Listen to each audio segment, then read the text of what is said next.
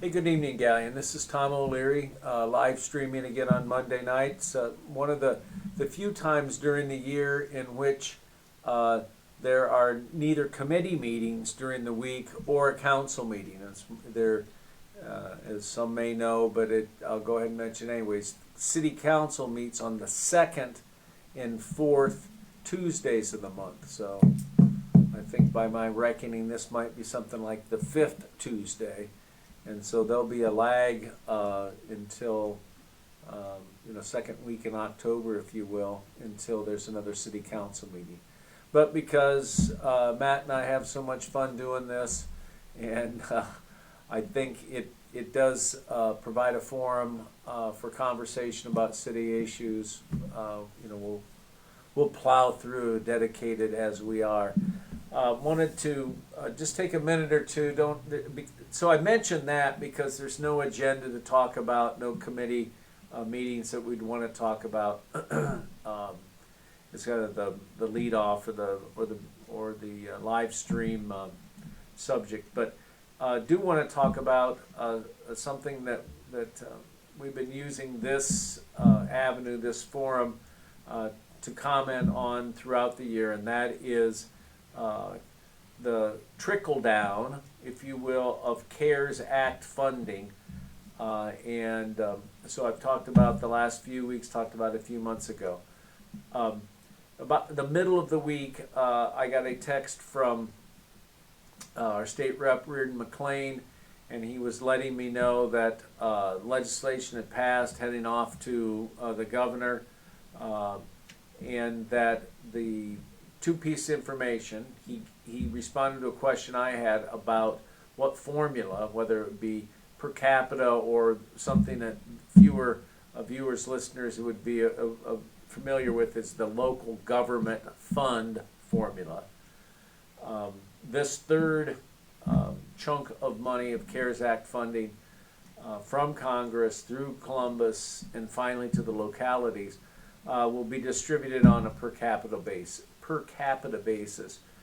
That would reduce the money that Galleon will get by about 10%, about $35,000. So we'll be in receipt of about $260,000 of additional CARES Act funding, and that will couple with what I think, when all the bills are paid with current commitments, another $200,000, a little bit more than that, right in that range. And it's the number had mentioned a couple times over the last month or so. So in the neighborhood of 550 and 600,000, the city will have to distribute. So I know a couple weeks ago I kind of gave a short, sort of smart alecky answer to a friend of mine who had called in and made a comment on that. So I want to A, apologize for that, and B, here I go. I'm going to encourage people to give us feedback. Well, the last time we had feedback on CARES Act, I bit the guy's head off. So if there are questions and there are ideas about using it, how the city can use those funds, that might be something useful we can do tonight in this, if you will, off week. I want to mention 4 primarily, or 5 different areas that are under consideration. And if you have contacts with city council members or want to call up here at City Hall, we'd like to be able to somehow log or get feedback on that or additional ideas. So let me shoot through those pretty quick. I want to say that as we've been talking about the Fed's COVID response, I had mentioned that there'll be money coming out of all kinds of federal allocations and funding sources. And I think that is the case. So as you think about, this is what we've been doing at City Hall, trying to think about what gaps exist in terms of local residents and their ability to deal with and respond to financial and other issues with related to COVID, because that's really where the money's coming from. So anyways, the first one is some sort of food assistance. And I've had an initial conversation with Community Action, and it looks like, although many people who receive SNAP got a boost in their SNAP allocation, I don't think that should be confused with the fact that people are hungry as a result of losing a job or having cutbacks in their income. So I think food assistance is one category we're looking at, and over the next week or so, during this period between the next meeting, we'll continue to reach out. I know there are some churches in town that are doing food pantries. I'm not quite sure how to enhance the money that they have to have additional food there. But we've also talked with Second Harvest and trying to gather information about how future of those drive-through food pantries. That's not the right word. I apologize for cobbling it up, but I think most of us who stay on top of this saw that there were nearly 600 families who came to one a week ago in Galion. So certainly have reached out to them and trying to understand how we could have another one of those drive-through food pantries.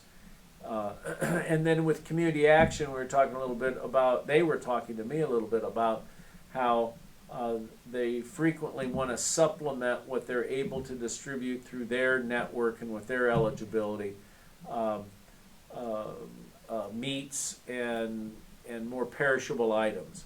So we've started a conversation about somehow linking up and providing through that organization, which I think is highly qualified, does a lot of qualifying of whether or not somebody asking for some assistance is COVID impacted. So we're looking at food assistance, and if there are other ways to distribute that, I think that I'm open to listen to that. But I think there is some way we have to qualify, if you will, people who are asking for it, and this would apply to the next category: people who are asking for assistance, that there is some demonstration that it's COVID related.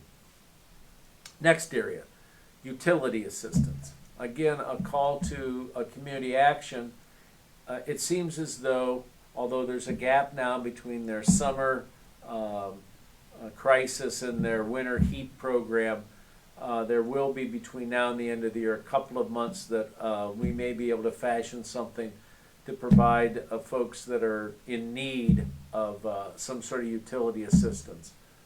So there's a lot of devilish details to be worked out there. And among those are that there's a limit on the amount that Community Action will pay. And they pay electric and they pay gas.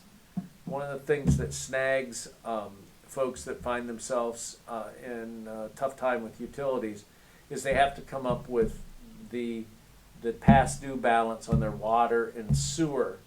And so we're going to spend a couple days looking a little more closely at ways we can provide utility assistance through Community Action in a way that doesn't create an operational headache. Headache's not the thing, but sort of a nightmare with getting our regular bills out and the metering done. So we're looking at Community Action as an option. We may have to enlist our folks to do that, depending on maybe the next conversation or two.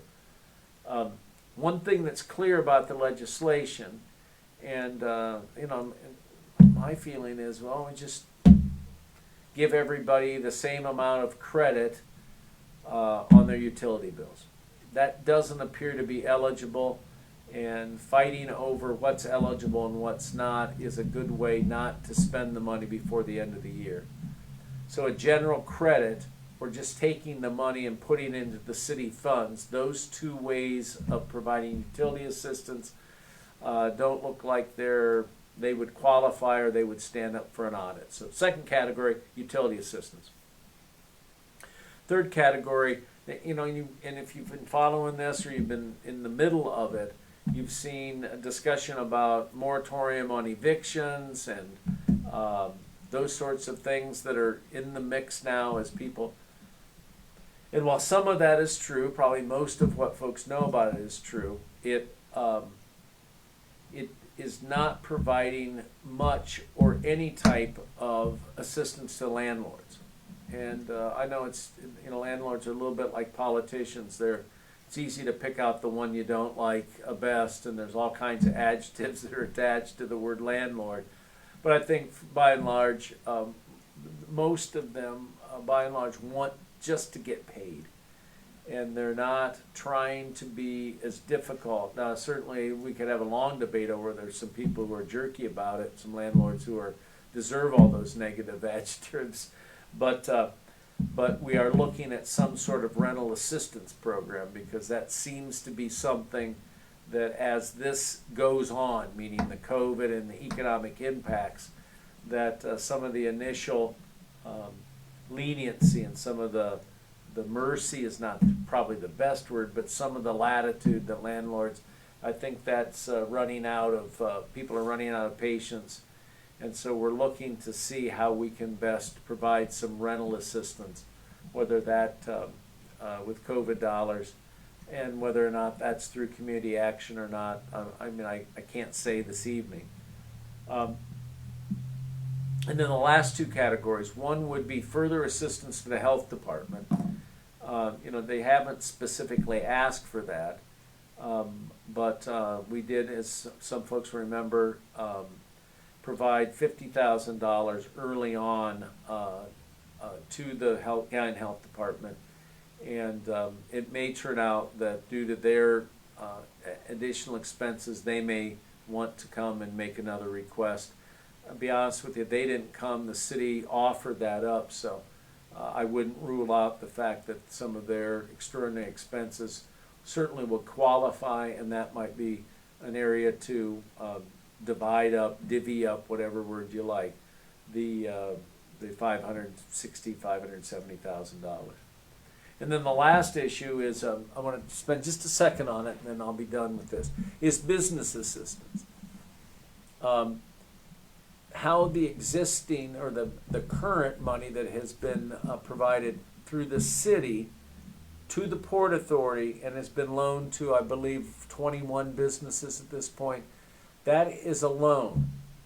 Our hope was, when we set that up, and I think people will recall, the money was slow coming out of Columbus, and there were certainly no rules.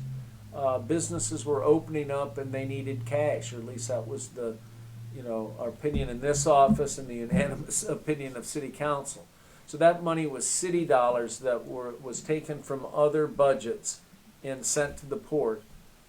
Our hope was that loan program would qualify for these CARES Act dollars.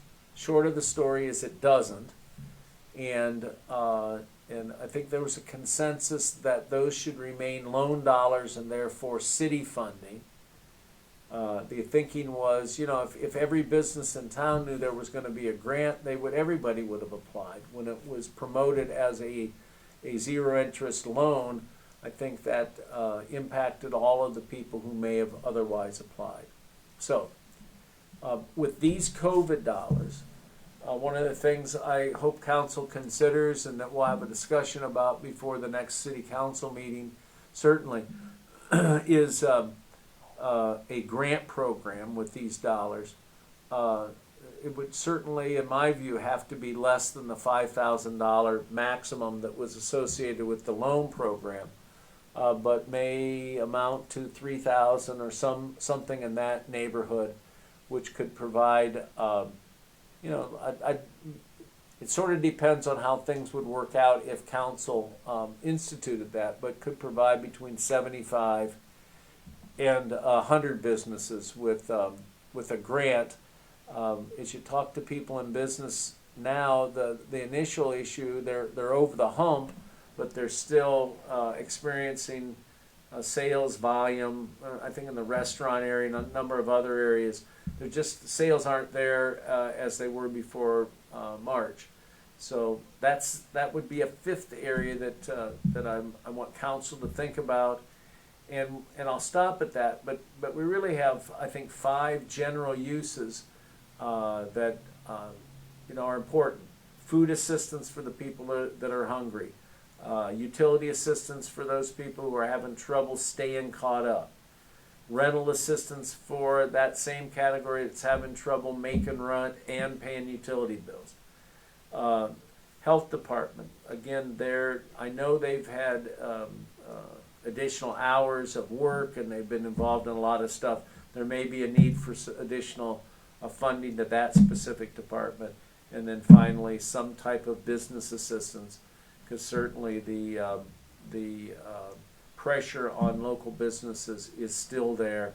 And so that's what we're working on over the next few days, trying to get that in shape so that as Governor DeWine signs the legislation, as the checks come either through the county auditor directly to the city auditor, that we have a game plan. And so I'll stop there.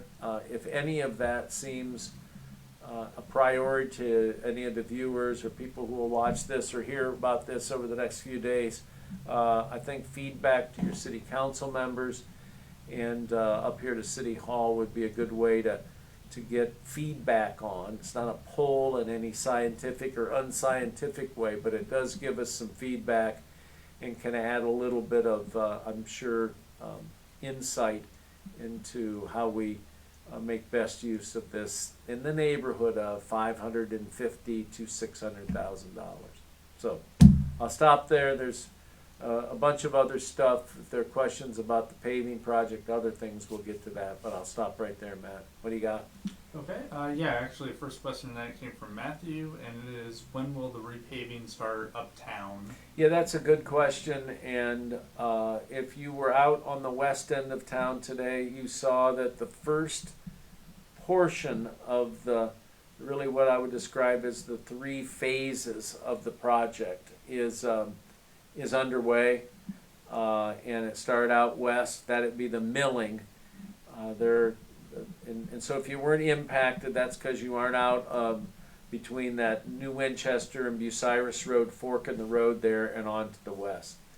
The goal is, and I don't think the weather impacted it too much, is to be right in the heart of the west part of downtown, the busiest intersection in the county, tomorrow.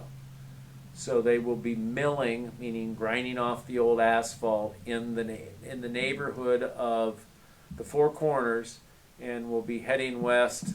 If I had to venture a guess, thank God my life isn't depending on this, but I'd say they probably are shooting to get as far east as Jefferson. The rest of this week, including Saturday, will be milling the rest of the way through uptown. So by the end of this week, and the way the weather looks, things will be A-okay for them to proceed. All of the uptown area, except the square, will be milled out this week. That'll be a separate piece of the operation. So phase 1 this week, I think weather looks good. They will be all through town milling it off the top layer, milling it. English is my first language, so I apologize. Second phase is pavement repair. And one of the things that happens the second you start milling it off is you find out what us pavement experts, but people who've been around it, I say that's facetiously, but the type of cracking that we had indicated to us up here in the service department that we had some subsurface issues. That next phase, pavement repair, and I wish I could remember how much money was in that in terms of the budget, but all of those pavement repairs are all the city's financial obligation. So the milling off, that will be, that's a split between the state and the city. The pavement repairs phase 2 will be, or the second operation, will follow that next week. And unless there's some, oh my gosh, surprises, those sections or those areas of pavement that have more than just a surface problem, it's not the best word, but a surface issue, those will be repaired the next week. So here, Matt, here comes the thing. So it's that third week in which the paving, and I don't have much confidence in the forecast out that far in terms of rain days or not. Temperature will be okay, but it'll be that third week. So not this week, that's milling. Next week is pavement repair. And then the following week, again, moving from west to east, will be the actual resurfacing. You know, when they're done, there will be a day or two of striping. So it'll go in, there'll be a surface course, they'll probably mark out where the pavement will be, and then there'll be another operation come in, and we're going to go ahead and have the pavement markings basically burnt into the pavement, rather than simply applying latex-based paint. Doesn't last long. You know, we'll write this one down. We'll see how long that lasts, but my hope is that the pavement markings then will last for a handful of years at least before you start to see that deterioration. So kind of a long answer. They plan to work on Saturdays in all three phases if they can. If I had to guess today, I'd figure they're probably done with the pavement repairs in the middle week through kind of a traditional work week. So I'll over answer it. I usually do. There'll be a couple of ways to stay in touch if you're directly involved. Let's say you live uptown, live upstairs. There's going to be certain days where there'll be no parking, and we will be able to keep you informed if you want to be informed. Now, Matt's not going to send you an email saying, "Hey, Billy, tomorrow they're paving your block," but you'll be able to read and see where we expect them to be in all three of these phases. So talk with the police. They intend to get out a day or so ahead to let people who are there parking, either with a kind of a warning, "Hey now, we really don't want to tow any vehicles." But I could tell you a story, I won't, about the last time this was paved, and I was the source of getting in the way of them. And the pavers don't think that's very funny to have a passenger vehicle sitting, slowing them down, costing them money. So we're going to work closely with the police to make sure we aren't, it doesn't become, 3 weeks of tickets and fines and headaches and hard feelings.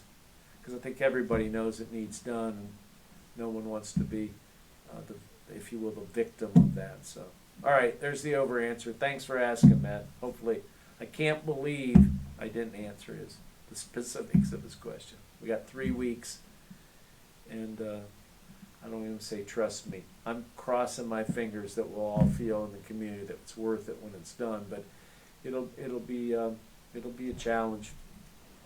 Fair enough. Yep. What else? Thank you, Mayor. Actually, I'm going to point out a question that came from Curtis, kind of Yeah, related to the please. project.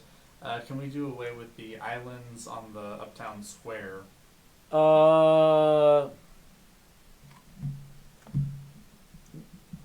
With this project, no, and there are constituencies in town, we'll just sort of dance around this, that attach a lot of importance to those islands. If we said, yeah, we're going to rip those out, they're a bad idea and difficult to maintain, there'd be smoke and sparks and fire and a lot of blowback among certain people in the uptown area. So how's that for an answer? So talk to me offline, I'll tell you how much I don't like them. But now they're there and they're going to stay there. Then there's a constituency that really likes them and likes to decorate them and thinks they add to the aesthetic of uptown. So, all right, Curtis, you got me in trouble, probably. Go ahead. What else, Matt? Okay, next question tonight came from Nick. Not sure if you're aware, Mayor, but there was rumor of a bobcat sighting on the south end of town. So next question is, if I catch the bobcat, can I keep it? I think probably the answer to that is no. I suppose if you shot it and you could taxiderm it, but I don't think I'd advise keeping it. We are lucky enough to have a local person is a wildlife agent. So if you have some questions, I call the PD and they'll put you in touch with somebody who handles that. And if you've heard it, I hadn't heard that story, but if you've heard it, it's probably, I would guess that the authorities are well aware of it, and no, capturing it, that's probably, yeah. You'd probably be better off to buy a tiger cub and see how that will work out in a few months, but no. All right, enough. If you're pulling my leg, then you must be an OU fan, and all the Bobcats should be back down in Athens, eh? Okay, thank you, Mayor. Next question tonight came from Loopy. He asked if the city can recognize the two ladies who walk through the park every day picking up litter in the parks. Loopy, you stole my thunder. It is really true. A couple weeks ago, I'm really glad you said that. I don't know who they are, but they're dedicated.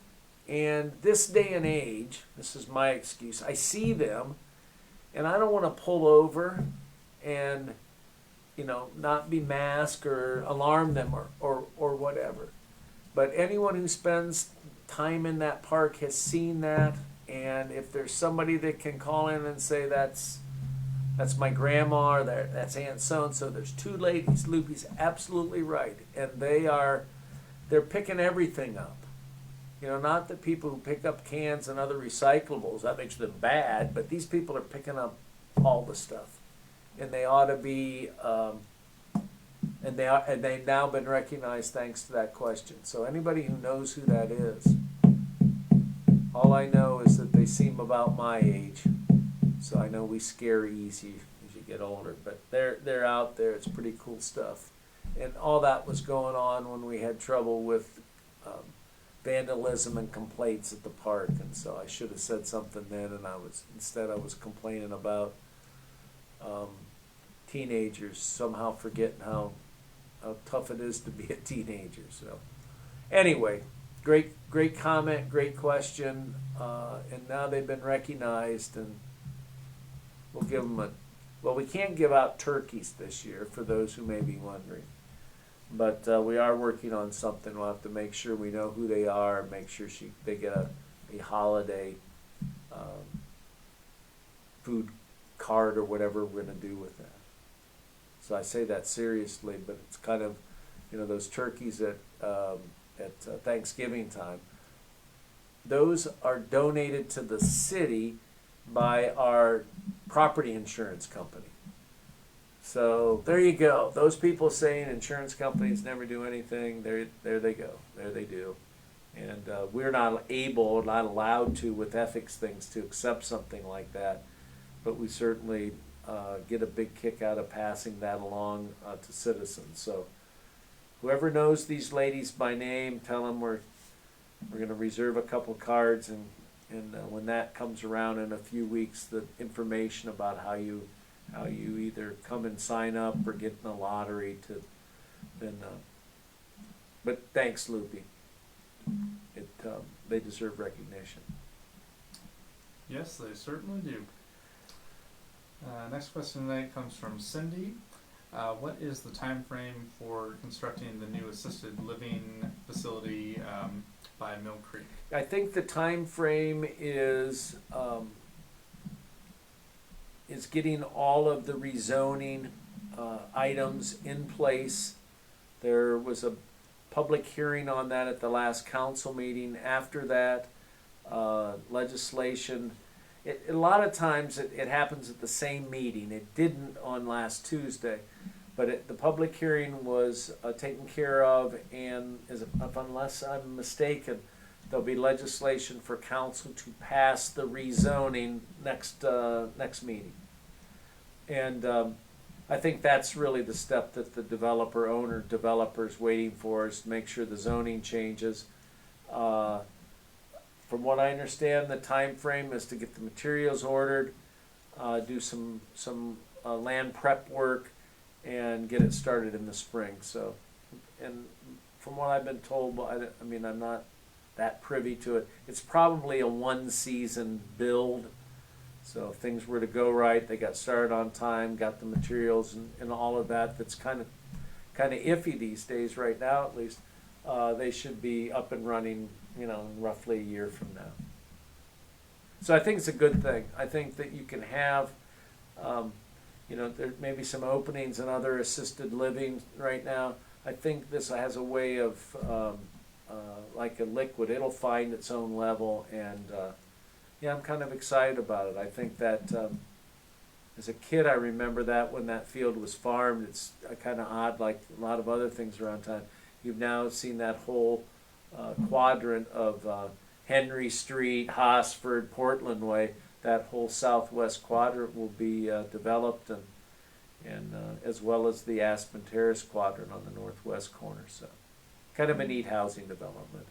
Should be ready to roll, starting construction next year and finishing by the end of say a year from now. Things go well. Thank you, Mayor. Yep. Next question tonight came from Julia. She asked, what can be done to get lighting at the tennis courts? Oh, really? We're at it. Heisey Park? Uh-huh. You're kidding me. I don't know. Make the school pay for them. No, I didn't. Julia, I didn't know. And I don't know how long it's not been that way, but thanks again for calling and pointing that out to me. The basketball courts are lit. So, hey, we're soliciting projects for freeze funds next year, so that sounds like that's a question/solicitation. And you better get in here now before I spend it all on the bike path and other cool things we've done. But no, we'll take a look at that. I think the recreational tennis players, particularly in the after daylight savings time impacts. It'll be dark here pretty soon, in a couple of weeks. So, all right, there you go.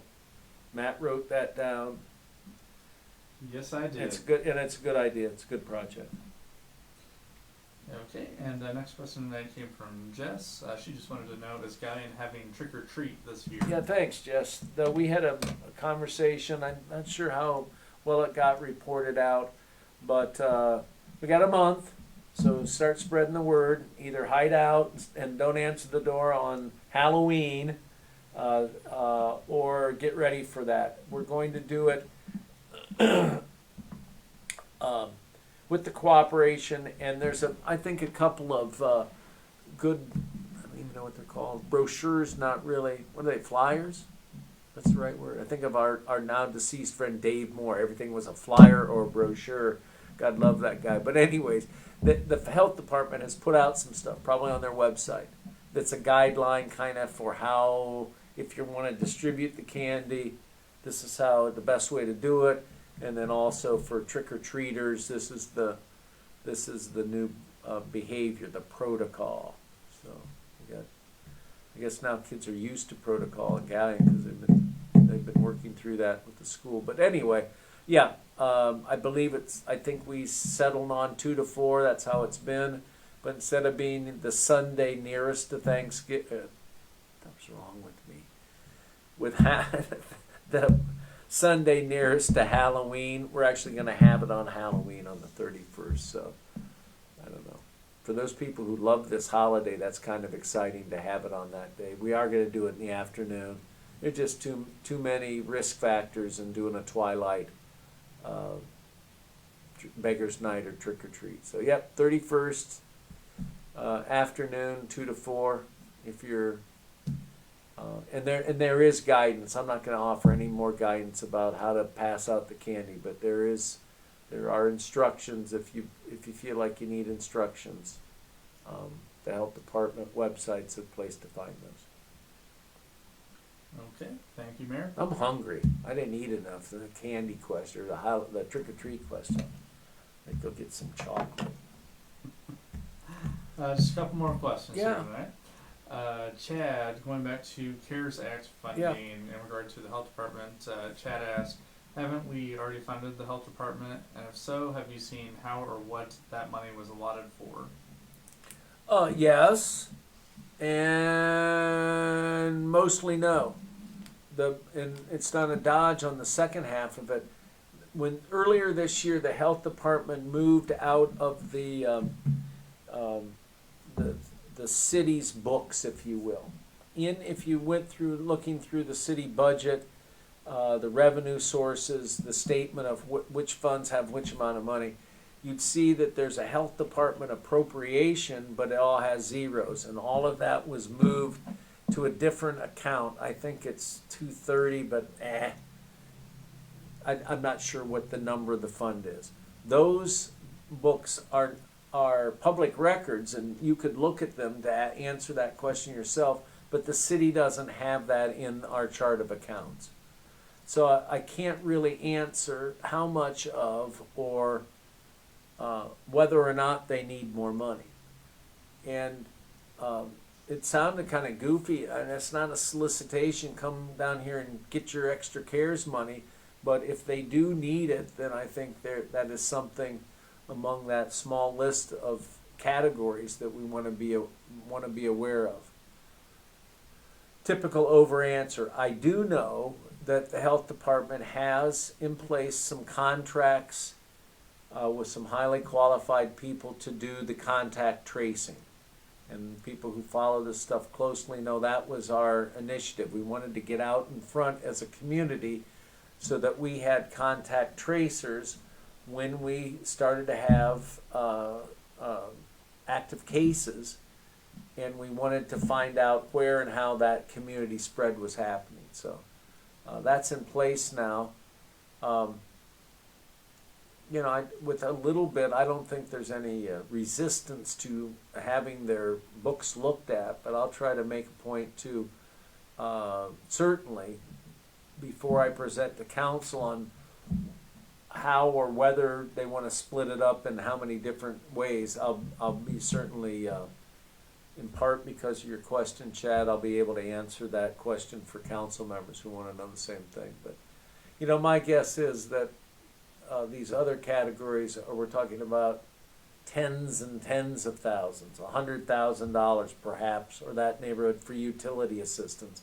When it comes to the health department, I think we're probably talking about a fraction of that amount. But once you offer that up, maybe I'll be surprised.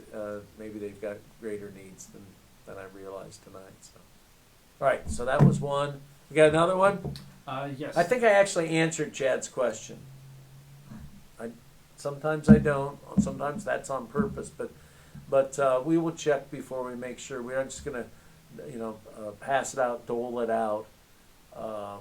But that's just a lot of money to get through our system before the end of the year. And so as people are thinking about ways we could use this money, one of the things that is guiding our thinking is how can we distribute a fairly significant amount of money in a relatively short time and do it in an equitable way that hits the kind of gaps. And I think food assistance, I hadn't talked much about that before, but finding a way to help with that is something that I'm all fired up about. I'm going to try to see if we can come up with something council likes as well. All right, what else? We had another one? Yep, last question I had for tonight was from Becky. She asked, when can we start moving forward on a dog park? Yeah, I think Becky, the best answer for that is is October up over there over my right shoulder? No, you're still in September. Yeah, but the committee is, though. I got two calendars. Bear with me for a second.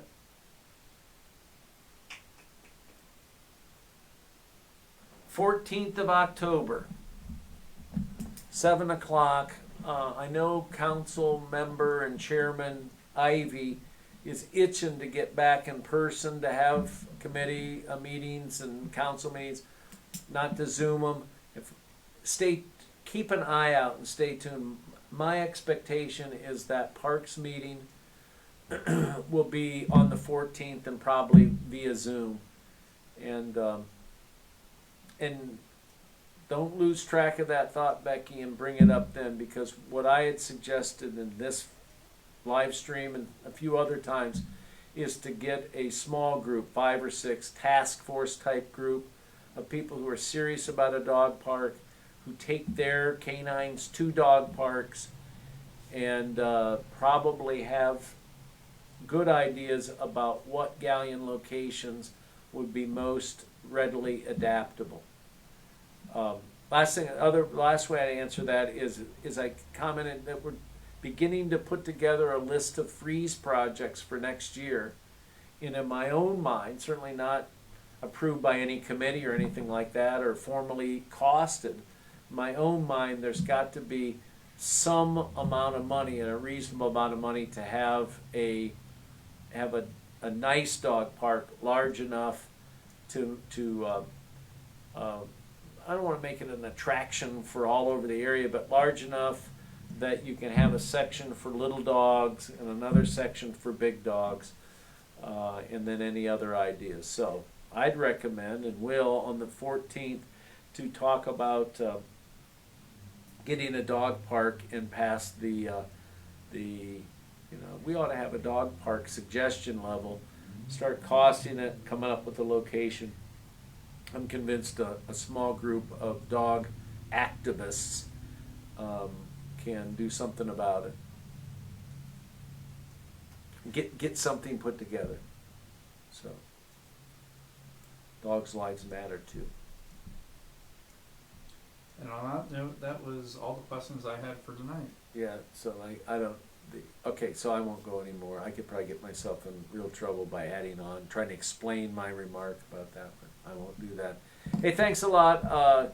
The very serious about asking this audience to provide some assistance about ways that we can do the rest of the CARES Act relief in a way that hits some of the most needy, but the groups that need the most, whether it's food, rental, utility, business, or perhaps health department.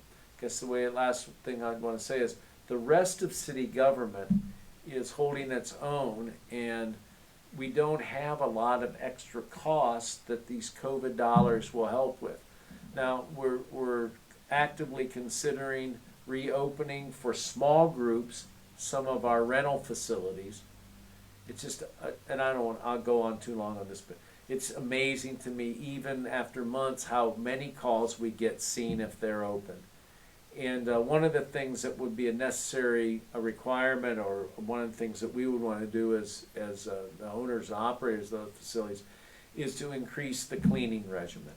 So that would be something, if we do over the last a couple months of the year, selectively rent those things, not selective in that we pick, but rent to groups that we're confident won't bring 50 people in there all at once and mess it up for everyone. But with that group, any of those groups where we rent a city facility, we're going to need to do a thorough cleaning, and those expenses, measured at probably the hundreds of dollars, would be one of the only other things that I can think of where we've had increased cost within city government as a result of COVID. I mean, we took care of the ultraviolet equipment through Avita, so that our cruisers and EMS wagons, as well as their rooms, can be sanitized. So we don't have a lot of those expenses. The health department only mentioned because they're in knee, waist, some depth of involved in it every day, all of these weeks. So take me at my word and try to give us some feedback on how we do assistance, and we're certainly going to have an open process where we get council involved to discuss what they think is the greatest area needs, and take us up on dog parks and or feedback on COVID CARES Act assistance, and we'll talk to you in a week. Good night, everyone.